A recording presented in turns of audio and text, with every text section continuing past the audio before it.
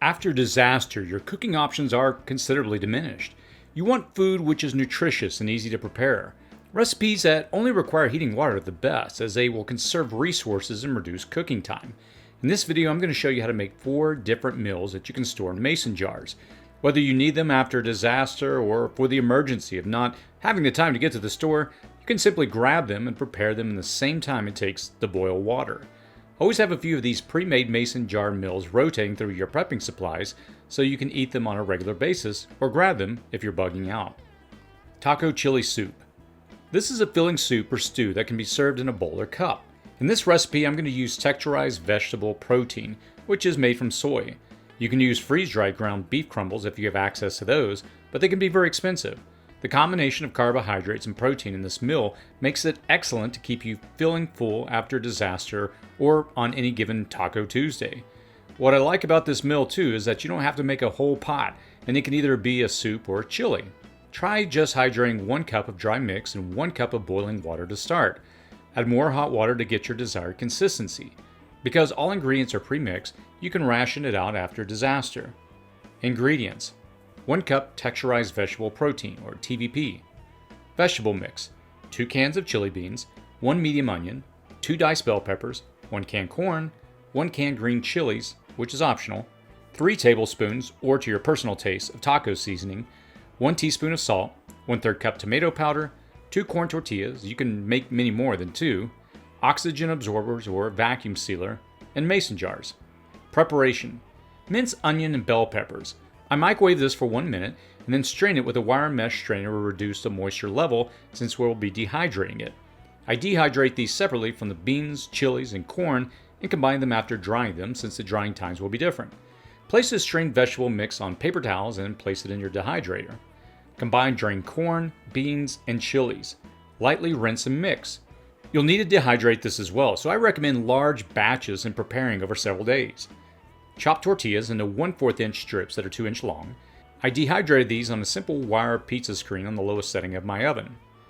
Dehydrating. Dehydrate all ingredients until thoroughly dry. Packing. Mix 1 cup TVP. You could use freeze-dried ground beef here if you have soy allergies, but it's more costly to do this. Vegetable mix, taco seasoning, salt, and tomato powder in a bowl. Mix ingredients well, then place it in a jar to within an inch of the rim. Place tortilla strips in a baggie and place them on top. Place an oxygen absorber in the jar and seal it, or use a vacuum sealer. Rehydrating and serving. If making the entire batch, fill a large pot with 8 cups of water and bring it to boil. Add dry ingredients except for tortilla strips. Extinguish heat and allow to cook and hydrate for 20 minutes, stirring slightly after 10 minutes until all ingredients are hydrated and tender. Serve with sprinkled tortilla strips on the top. Shown here, I make a cup's worth, which will require a cup to a cup and a half of boiling water to rehydrate in about 5 minutes. This chili tastes like vegan chili in many ways, but it's a great base to start with.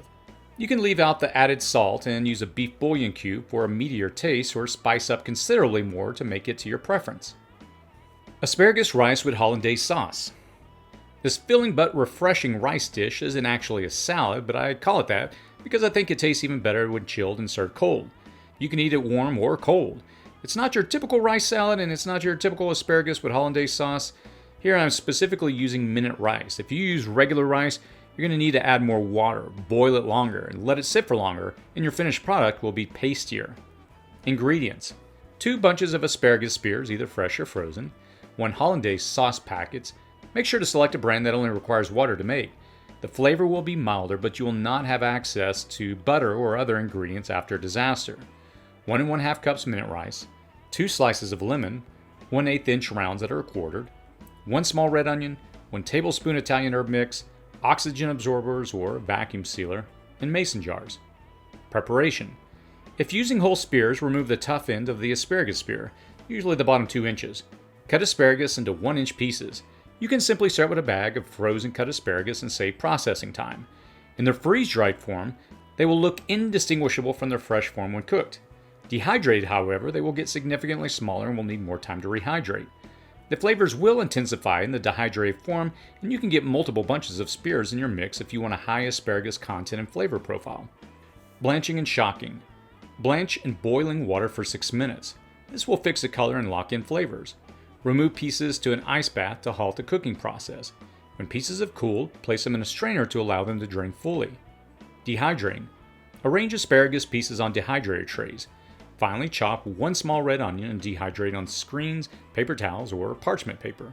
Cut 2 1/8 inch thin slices of the lemon, quarter those rounds, then dehydrate. Dehydrate for 14 hours or until thoroughly dehydrated. Packing. Place 1 hollandaise sauce packet in a jar. Place dehydrated asparagus in jars. Place red onion, 8 lemon pieces, then Italian herbs and rice on top. Place an oxygen absorber in a jar and seal it or use a vacuum sealer. Rehydrating and serving. To make this, mix the hollandaise pack with 3 cups of water and bring it to a boil. Empty the remaining contents of the jar into boiling water and continue on high heat for 1 minute until well mixed. Extinguish the heat source and cover the pot. Allow 10 minutes for ingredients to fully hydrate, then stir and return the lid for an additional 5 minutes. Serve warm or cold. Broccoli and cheese. Because we are using dehydrated instead of freeze-dried broccoli, the broccoli will have slightly more intense flavors when rehydrated. Consider cracked black pepper and bits of bacon to accentuate the intense flavors as additions if those are available.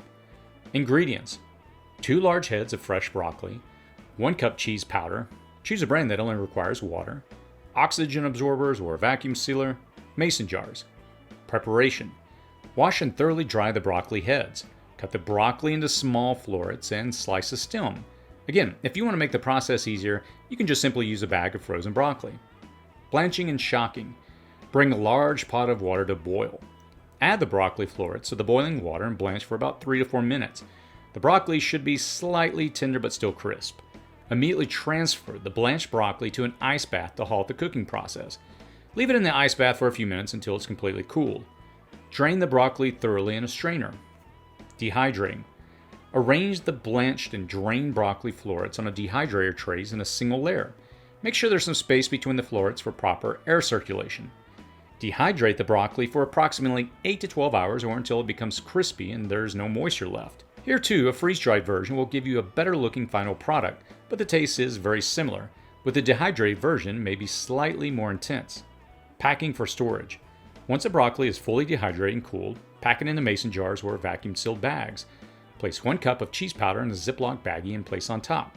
Add an oxygen absorber to each jar or use a vacuum sealer. Seal the jars. Rehydrating and serving.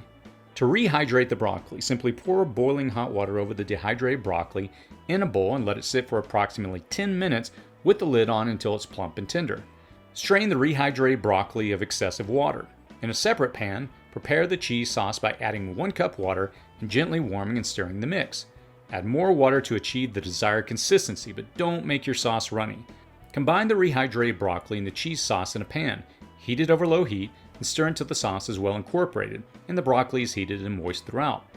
Mac and cheese. Ingredients: 3 cups elbow macaroni, that will be 6 cups when cooked, 2 cups powdered cheese, 1 teaspoon of black pepper. Packing for storage. Place macaroni in the jar first.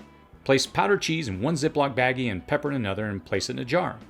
Add an oxygen absorber to each jar or use a vacuum sealer. Seal the jars. Cooking and serving. Cook macaroni in boiling water until tender. Strain.